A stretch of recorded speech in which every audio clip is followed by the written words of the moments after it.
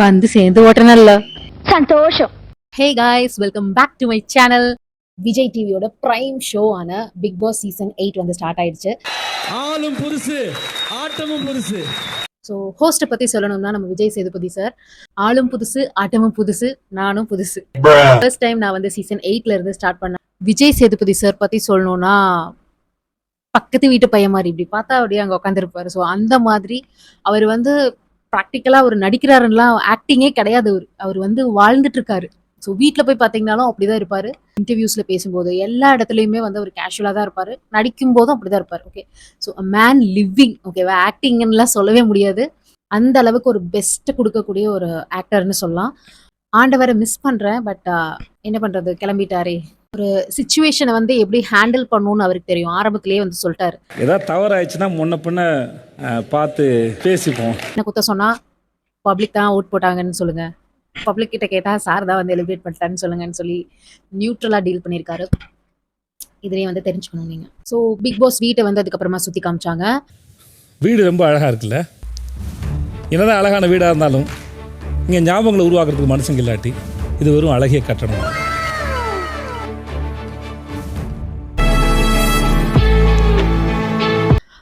கோதாவரி ஓட்ட கிளிமா அப்படின்ற மாதிரி ஒரு பெரிய கோடு ஒன்று போட்டிருக்காங்க. ஸோ இந்த சீசன் ஏதாச்சும் புதுசாக ஏதாச்சும் பண்ணலாம் அப்படின்னு சொல்லி ஏதோ ட்ரை பண்ணியிருக்காங்க. குறுக்கு ஒரு செவர் வச்சிடணும், இந்த பக்கம் உங்கள் மளிகை, இந்த பக்கம் என்னோட மெடிக்கல் ஷாப் அப்படின்னு. ஸோ அந்த மாதிரி இந்த சைடு பாய்ஸ், அந்த சைடு கேர்ள்ஸ் அப்படின்னு சொல்லி பிரிச்சிருக்காங்க. ஸோ ஏதோ ட்ரை பண்ணுறாங்க. இன்னாடா அது வந்த அன்னைக்கே ஊட்ட பங்கு போடுது.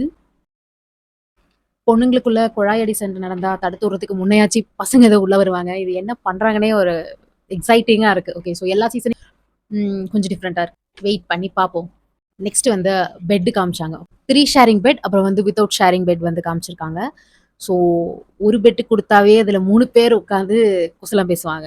இதுலயே வந்து 3 பேர் படுக்க வச்சுட்டாங்கன்னா அதில் 5-6 பேர்ல குசலம் பேசுவாங்க. ஏப்பா இது யார் ஸ்ட்ராட்டஜி? பிக் பாஸ் ஸ்ட்ராட்டஜி தானே. ஏதோ ஸ்கெட்ச் ஒன்று பெருசாக போட்டிருக்கிறாங்க, என்னன்னு தான் தெரியல, பார்ப்போம். இப்போ கண்டெஸ்டன்ஸ் யார் யாருன்னு பார்த்தலாம். 18 கண்டெஸ்டன்ஸ் வந்து வந்திருக்காங்க. ஸோ யார் யார் அப்படின்னு சொல்லி பார்த்தரலாம். ஃபர்ஸ்ட் வந்துட்டு ரவீந்திரன் சார்.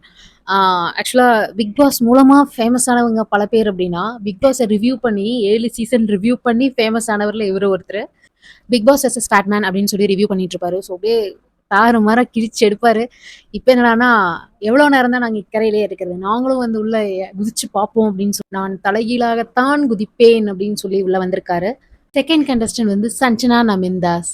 மகாராஜா படத்துல விஜய் சேதுபதிக்கு பொண்ணா நடிச்சவங்க தான் வந்து இவங்க. அப்பாவோட ஆசீர்வாதத்தோட உள்ள போறாங்க.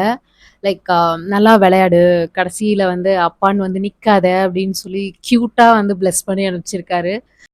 யாரை கேட்டு நீங்க வந்த மட்டமா கேம் ஆடிட்டு வார கடைசியில் வந்து அப்பான்னு சொல்லி ஏமாற்றக்கூடாது. தர்ஷா குப்தா வந்து ஒரு ஆக்டர், இன்ஃப்ளூயன்சர் இன்ஸ்டாகிராம்ல. ஸோ ஒரு காலகட்டத்தில் வந்து சிவானி இவங்க எல்லாமே போட்டி போட்டுட்டு ஃபோட்டோஸ் எல்லாம் அப்லோட் பண்ணுவாங்க. 2 மில்லியன் ஃபாலோவர்ஸ் கேள்விப்பட்டேன். 2.3 மில்லியன். நெக்ஸ்ட் கண்டஸ்டன்ட் வந்து சத்யா. சத்யா பத்தி சொல்லணும்னா பிக் பாஸ் சீசன் 2ல வந்து ரம்யான்னு ஒருத்தவங்க இருந்தாங்க இல்லையா. ஸோ அவங்களோட ஹஸ்பண்ட் தான் இவங்க. ஸோ குடும்பத்தோட குதூகலமா சீசன்ஸ்குள்ள வந்துட்டு இருக்காங்க. நல்லா இருங்கடா. நீலக்குயில் அந்த சீரியல் எல்லாம் வந்து நீங்க இவர் அதிகமா பார்த்துருக்கலாம்.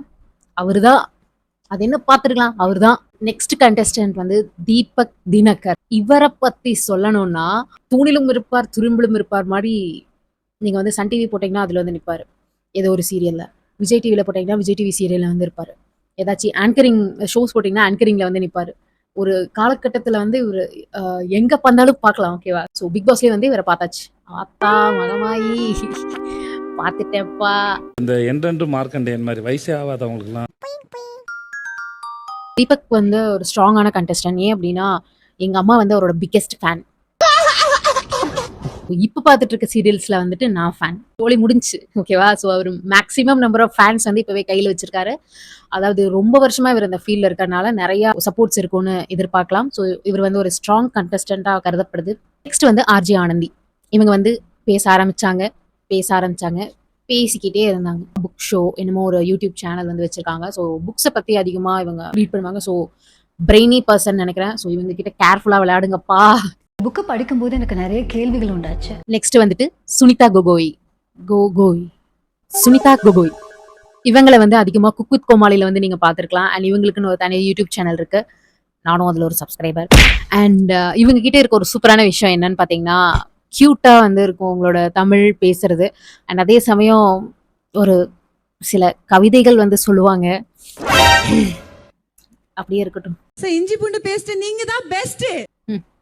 என் தலைவி, உனக்கு தமிழ் தெரியுமா? அப்ப நீ பாம்பேல போய் ட்ரை பண்ணு. நெக்ஸ்ட் வந்து ஒரு திறமையான ஒரு கண்டஸ்டன்ட் சொல்லணும். ஸோ கானா ஜெஃப்ரி.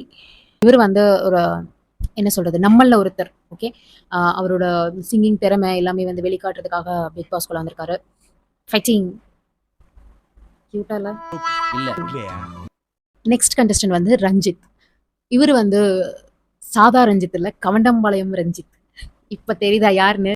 மீ சீரியல்ல வந்து செகண்ட் ஹீரோவா இருப்பாரு. Second father. பூமியில ஜெயிலுக்கு போயிட்டு வருவார்ல, ஸோ அந்த ரஞ்சித் சார். கரெக்டா சொல்லிட்டேனா? இதில் ஆண்கள் எந்த பக்கம் பெண்கள் எந்த பக்கம் நீங்கள் தான் முடிவெடுக்க போறீங்க. அண்ணா அந்த சைடு கிச்சன் வேற இருக்கு, அந்த சைடு நம்ம சைடு தள்ளி விட்டுருவாங்களோ. பர்டிகுலர் வாரம் ஆண்களை நீங்க நாமினேட்டே பண்ணக்கூடாது. எல்லாரும் என்ன எதுக்கு அந்த பக்கம் சொன்னோம் தெரியுமா? ஏன்னா ட்ரெஸ்ஸிங் டேபிள் இருக்கு அண்ட் அயன் பாக்ஸ் இருக்கு ஃபார் அஸ். மிக்ஸி இல்லையா கிரைண்டர் இல்லையான்னு சொல்லேன். நெக்ஸ்ட் கண்டஸ்டன்ட் வந்து பவித்ரா ஜனனி. சொல்லணும்னா ஈரமான ரோஜாவே, தென்றல் வந்து என்ன சீரியல்ஸ்ல பட்டைய கிளப்பிட்டு இருந்தவங்க தான் வந்து ஜனனி. எனக்கு வந்து இவங்களை சரவணன் மீனாட்சியில கவின் நடிச்சார் இல்லையா, ஸோ அந்த சரவணன் மீனாட்சியில வந்து மீனாட்சிக்கு அண்ணியா வருவாங்க. ஓகே, ஸோ எனக்கு வந்து பவித்ராவை பார்த்தா எனக்கு அந்த கேரக்டர் தான் டக்குன்னு எனக்கு ஞாபகத்துக்கு வரும்.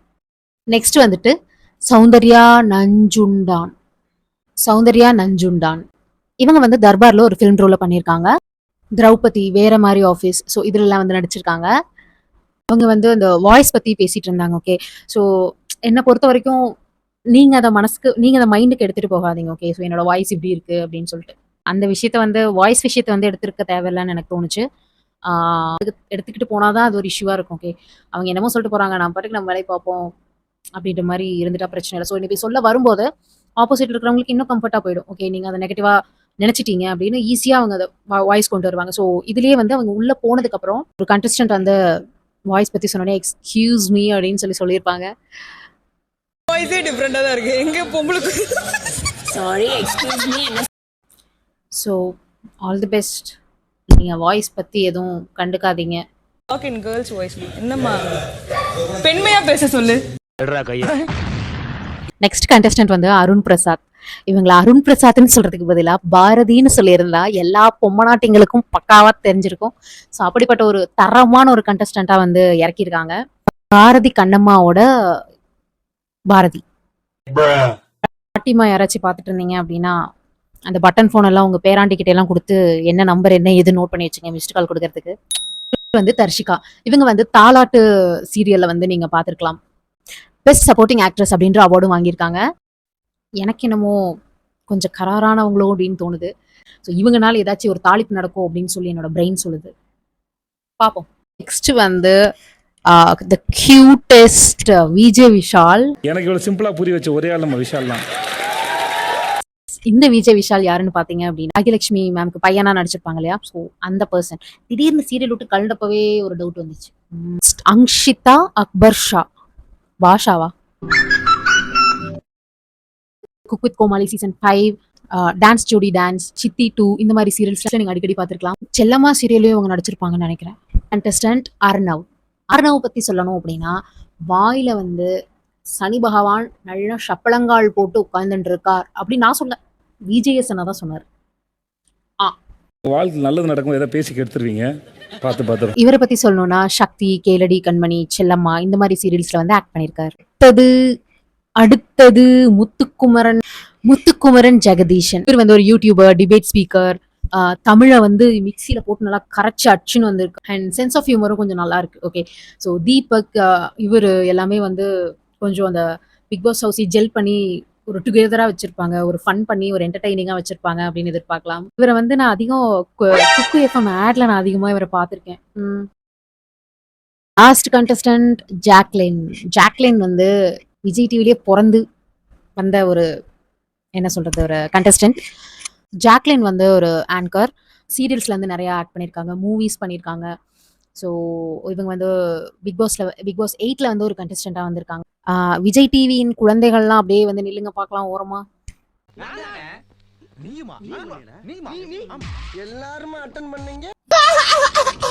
இது ஜாலியான விஷயம் கிடையாது. ஓகே. ஸோ விஜய் டிவிக்குள்ளேயே இருந்து பொறுக்கி எடுத்து போறது வந்து ஒரு big Boss show. Okay.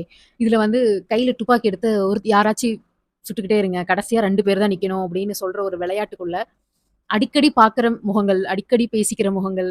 So இவங்கலாம் ஒருத்தருக்கு ஒருத்தர் ஹாய் இந்த மாதிரிலாம் சொல்லியிருப்பாங்க. ஸோ காப்பாத்துறதா இல்ல இவங்களும் வந்து நம்மளுக்கு எதிரா வந்து ஸ்ட்ராட்டஜி யூஸ் பண்ணி கால வருவாங்களா அப்படின்னு சொல்லி கண்டே பிடிக்க முடியாது. என்ன இஷ்யூ ஆயிட்டு இருக்கு அப்படின்னா இல்ல சார் ஆ உங்களுக்கு சம்மதம் கிடையாது. எல்லாருமே வந்து பிக் பாஸ் வீட்டுக்குள்ள போயிட்டாங்க.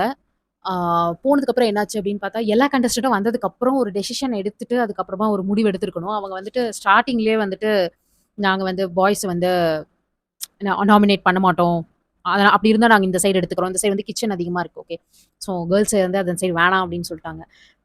அதனால நாங்க பாய்ஸ் எடுத்துக்கிறோம். பட் ஆனா ஒரு கண்டிஷன் 1 வீக் மட்டும் நாங்க எங்களை நாமினேட் பண்ணக்கூடாது அப்படின்னு ஒரு ரூல்ஸ் போட்டாங்க. ஸோ சட்டப்படி, நியாயப்படி, தர்மப்படி வந்து எல்லா கண்டஸ்டன்ட்டையும் டிஸ்கஸ் பண்ணிட்டு இவங்க இந்த முடிவு எடுத்திருக்கணும். பட் ஆனா அவங்க 3 பேர் 6 பேர் இருக்கும்போதே அந்த டெசிஷன் எடுத்துட்டாங்க. ஓகே. ஸோ அதனால கொஞ்சம் குளறுபடி ஆயிட்டே இருக்கு. ஜாக்லின் வந்து ஒத்துக்கவே இல்ல. இவங்களுக்கு வேண்டவே வேணாம் தர்ணா பண்றேன் அப்படின்னு சொல்லி வெளியே தான் படுத்துட்டு இருக்காங்க. பாப்போம். நான் வந்து என் படி உங்களுக்கு கொடுத்துறேண்ணா. 4 வாரம் நாமினேட் மட்டும் பண்ணாதீங்கண்ணா. இந்த நாமினேஷன் ஃப்ரீங்கிற டீலுக்கு அவங்க ஒத்து போனது உங்களுக்கு உடன்பாடு இல்லையா? எல்லாருக்குமா சேர்த்து அந்த டிசிஷன் எடுத்துருக்காங்க. பட் உள்ள வச்சா நானும் அந்த பாயிண்ட்க்கு அக்ரி பண்றேனோன்னு எனக்கு இருக்கு. அடுத்த 24 மணி நேரத்தில் ஒருத்தர் எலிமினேட் ஆக போறாங்க. நேரடியாக வெளியேற போகும் போட்டியாளர் யார்? இதெல்லாம் ஒரு பக்கம் இருக்கட்டும். எனக்கு என்ன பிரச்சனைனா பாக்கியலட்சுமி சீரியல் பத்தி ரஞ்சித் சாரும் விஜய் விஷாலும் டிஸ்கஸ் பண்ணுவாங்களா அப்படின்னு ஒரு டவுட்.